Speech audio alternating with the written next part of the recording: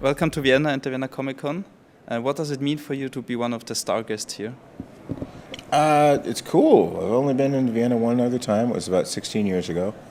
I know it's a fairly new convention, but it's huge. There's a lot of enthusiasm. There's a lot of cosplayers. There's a lot of really good energy. So it's fun. I love to come see the fans. I love to spend time in this environment. I've been doing this for a while, and this show has put me in sort of like in touch with a whole different fan base that I've never even knew existed, and it's pretty amazing. So, I'm sure you have been on other conventions before. What do you think is the difference here in Vienna to other conventions? Probably a lot more people speak German here than at the other conventions.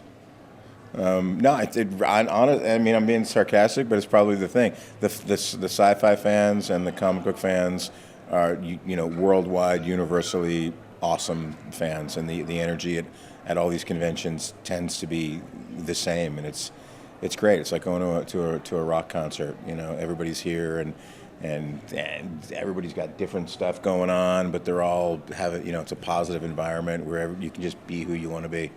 The world could learn from comic conventions, like how not to be a jerk. Just saying. Okay, let's get to The Walking Dead. Your most popular character, Abraham. Do you remember your casting, and have you been a fan before? Yeah, I was a fan before I was cast on the show. The way the casting went, it was kind of interesting because I was on a show before Walking Dead called Southland, and Southland was on a network, NBC in the States, and we were canceled when we were into our first season because the time slot that they were going to show our show on was taken up. They were putting a talk show there for the whole week, the Jay Leno show. They changed the time, and they were going to run it all week long at 10 o'clock. And our show, the content was a little edgier, so it was a later night show. So they wound up canceling the show, and in the time we were canceled before we moved to our new network, which was TNT, I was sent the pilot script for The Walking Dead. And I was told, just to read it, just to see if there was anything in there that I wanted. So I remember reading it at the time, just thinking, what an amazing script, and there's a chunk of pages, either 15 or 20 pages, which is 15 or 20 minutes, of zero dialogue, when Rick is just walking around and you're sort of discovering the world through his eyes, and you're learning in a very filmic way what's going on in the world. And I just thought, what an awesome way to tell a story. So I fell in love with the show before the show was even made. And then when it was finally made and started airing, I was still doing Southland, but I would watch it pretty regularly.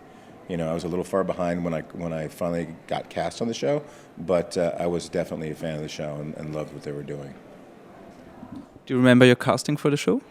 What they typically do with the casting for the show is they'll write a scene that doesn't exist in the show, because you have a lot of actors that will come in, and they don't want all those actors who didn't get the job to know what's going on, so they can talk to people, and they could ruin the story. So they keep it the secret by sort of writing different scenes for you when you go to audition that aren't based on characters in the show, but they're similar. So I had gone in, and I knew Sharon Bialy, who does the casting, Sharon and Sherry Thomas, and I guess Scott Gimple had been looking at me for a while, and he was pretty clear that he wanted me. I didn't know this at the time, but I went in and just auditioned. And went in once on tape, and about a week and a half later, I was hired. It was pretty painless, which tends to be when they're coming for you. So I was very fortunate. Abraham was a real tough character. How difficult was it for you to play him? I had fun playing Abraham. Tough is how everybody else treats you. You don't have to do all that work. It's like an old acting teacher told me that when you're playing the king, you don't have to walk around acting like you're the king. You have to make sure that everybody around you treats you like the king. So that's the hardest part, you know. Plus, you know, you get all this and the hair and the mustache and the, you know, he's ridiculous in the best way. It's awesome. It was a lot of fun. The start of season 7 was pretty shocking. What's your thought about it, and how early have you known that the story will go in this direction? I found out that I was going to be leaving the show about a year and a half ago, and I knew Abraham's story had been told, and I knew a lot of other characters. Just from a pure logistics standpoint, I knew a lot of characters were coming in because we're going to meet a lot of different worlds. And I know that the position of Abraham in the TV show versus the comic book is very different. In the comics, he's much closer to Andy, the Rick character, and they can't really do that with that character in the show now because his closest circle is his you know the family that they've built from the beginning, which is the Daryl character and the Michonne character and even the Carol character. That's his sort of circle of confidants and who he shares most things with. Abraham and Abraham's army got close within that circle, but his tightest circle isn't the same as in the comic book. So I kind of knew that we had come to the end of his story, and that when compared to the comics, and that we needed to make room for other characters. So I kind of figured I was on a short list. As you mentioned, the comics, Abraham died very different in the comics than to the show. Do you know how the idea came for the different death? I know that Kirkman was never happy with the death he gave Abraham in the comics. He said that on multiple interviews. They gave that death to Denise. It's a very passive death. It's almost very similar to the Beth death. It's almost like an accidental. Dwight's actually trying to kill, Daryl. He winds up shooting Denise. But it's a very passive. There's no conflict beforehand. It's out of nowhere. And I'm glad that it didn't. I'm glad Abraham didn't have that death in the TV show. So. Can you tell us a little behind-the-scenes story? How was it to go eating beneath or beside a zombie? There's not. That's all fine. You get used to it because you see it all the time. No matter what it is, you get whatever you do for a living, you get used to what's around you. There's no real. It's typical filming stuff. That the schedule is very intense. So there's nothing unique about our show than any other TV show so far as the scheduling and the shooting. Other than we do have a very close group of people who are I consider family and friends.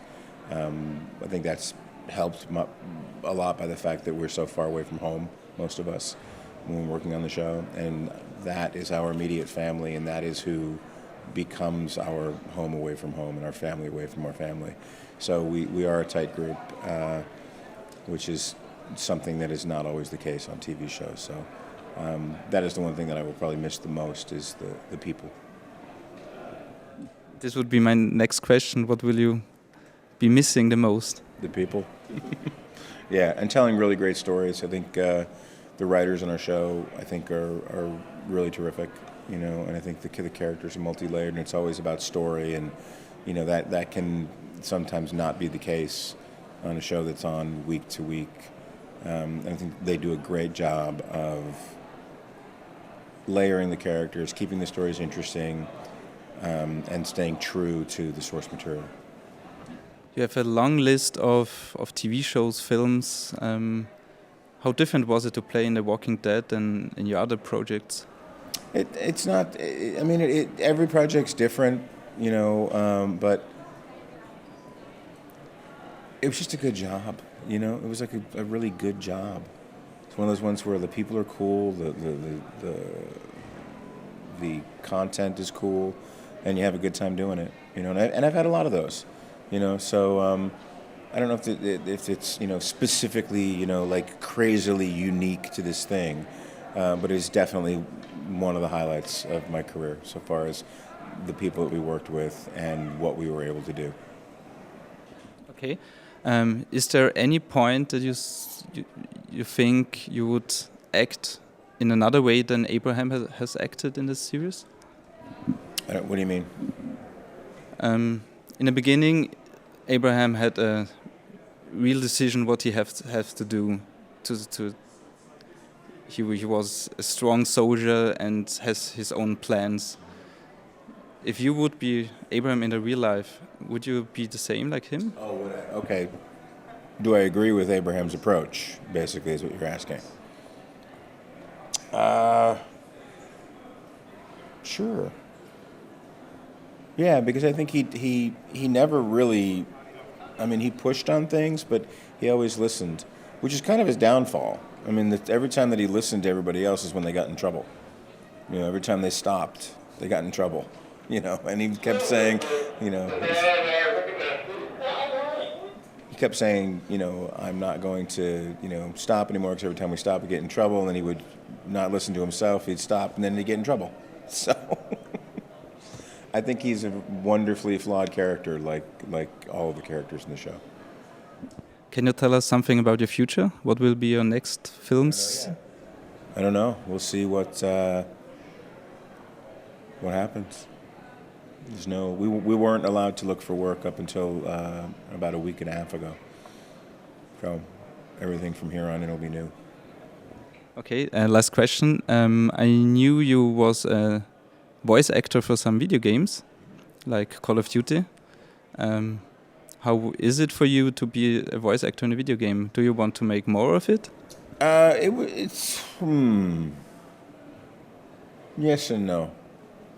You're kind of in a room by yourself doing this, creating.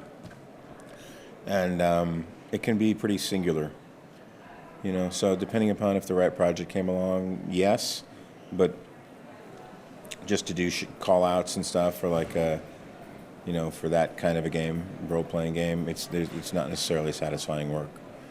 So it can be fun, but it needs to be the right project.